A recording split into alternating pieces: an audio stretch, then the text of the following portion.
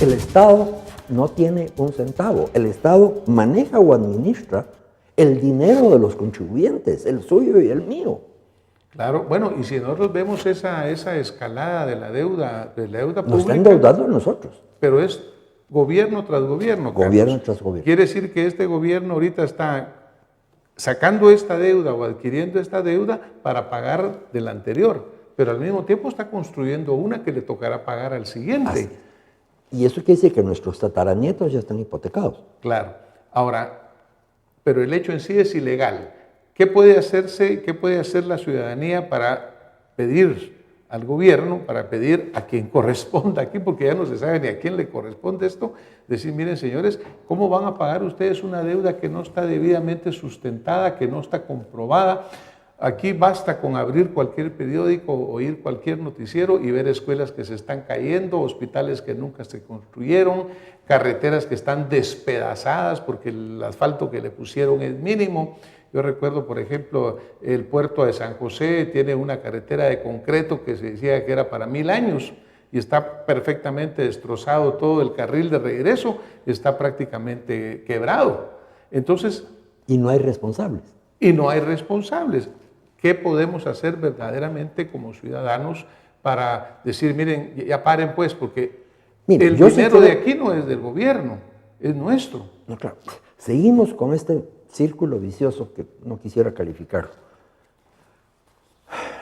Lo que se debería hacer es acudir al organismo judicial para que el organismo judicial interviniera y obligara a cumplir la ley. Pero volvemos a lo mismo.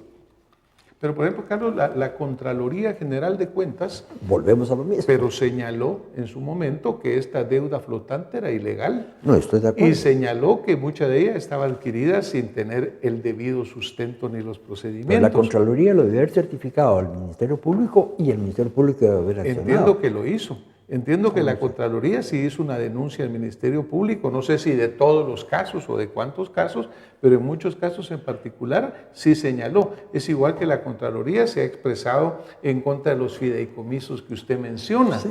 Y sin embargo, desaparece Fonapaz, pero se crea otro fideicomiso. Sí, y me hablan del fideicomiso público. Y el fideicomiso es un contrato mercantil privado, en el cual hay transferencia de bienes a una institución bancaria.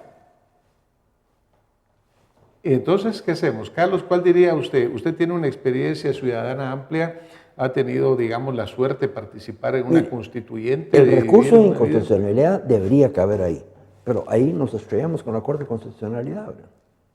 Pero, ¿en qué sentido nos estrellamos con la Corte de Constitucionalidad? Que la Corte de Constitucionalidad, a mi juicio, ha emitido ya varios fallos políticos más que jurídicos. Claro, pero recuérdese que la Corte de Constitucionalidad es una creación de la constituyente en la que usted participó. Sí. ¿Cómo se reglamentó eso en este caso? Pues? Mire, se fue. Ha sido un proceso de deterioro muy lento. Empezó con el golpe de Estado de Jorge Serrano. Jorge Serrano viola la Constitución, crea una crisis política.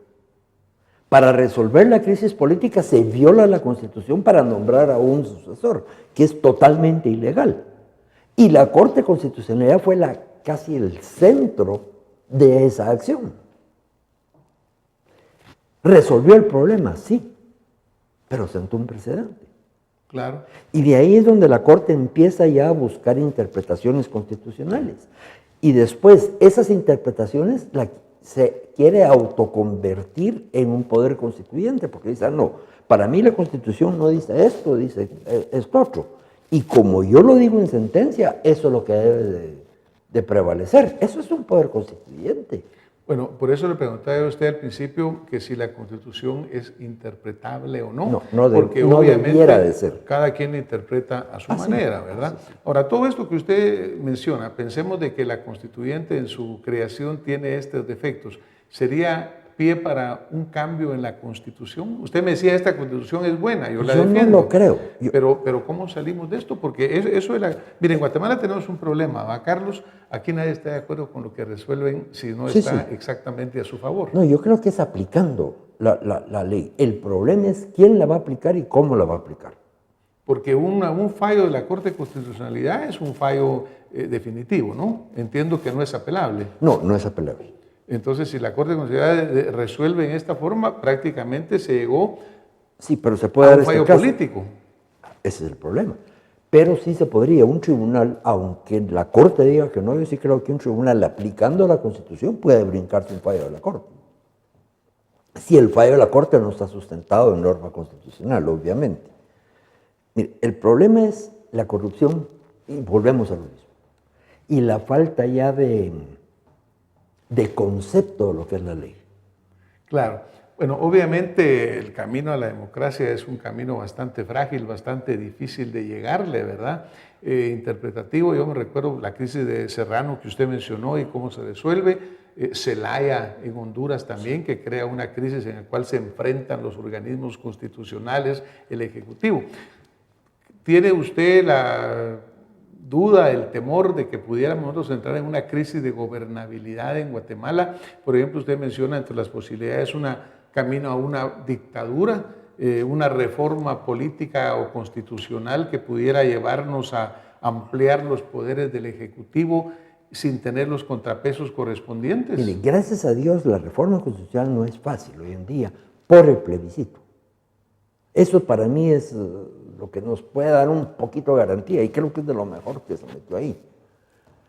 Porque aunque muchos hablan de la Asamblea Nacional Constituyente, la Asamblea Nacional Constituyente sería inconstitucional salvo para los derechos individuales. Eso sí lo puede modificar una Asamblea Nacional Constituyente. Pero esta debe ser convocada para conocer y modificar el o los artículos específicos a tratar y no puede salir del capítulo de derechos humanos individuales. El resto debe de ser el Congreso con 2/3 partes y pasado a consulta popular. Y hay 4 o 5 artículos que no son reformables. ¿Cuáles son los que no son reformables? Los Todos que son tienen que ver pétreos, con digamos. sucesión del presidente. Esos no son reformables. No son y para mí tampoco son reformables los que pasaron por consulta popular y dijeron no, a pesar de que el gobierno insiste ahora en pasar esos mismos artículos por segunda vez a consulta popular, o lo insistió hace un año. Claro. Para mí eso se convirtieron en pétreos.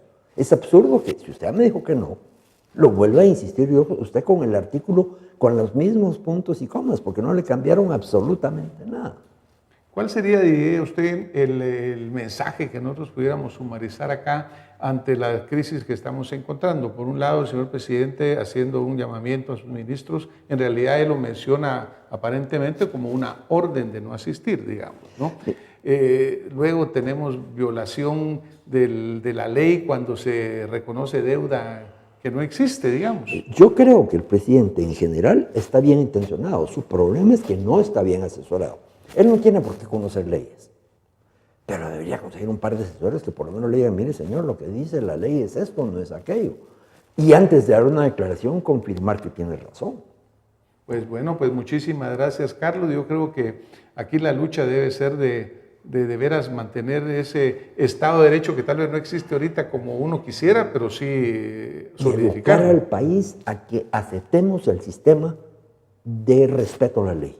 Ese sistema que tiene Costa Rica, ese sistema que tiene Estados Unidos, que nos guste o no, hay un respeto absoluto a la ley.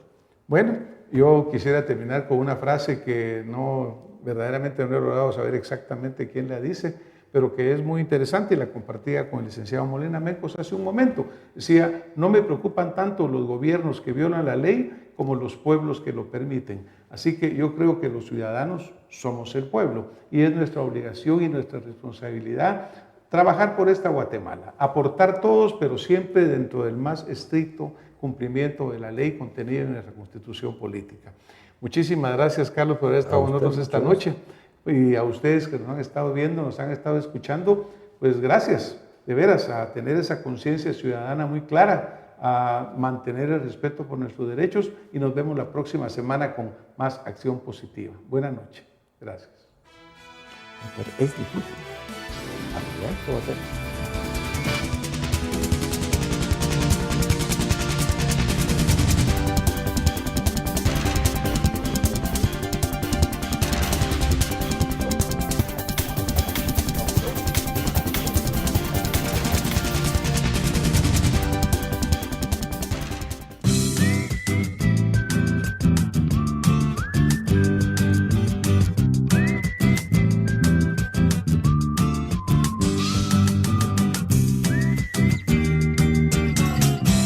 Guatevisión.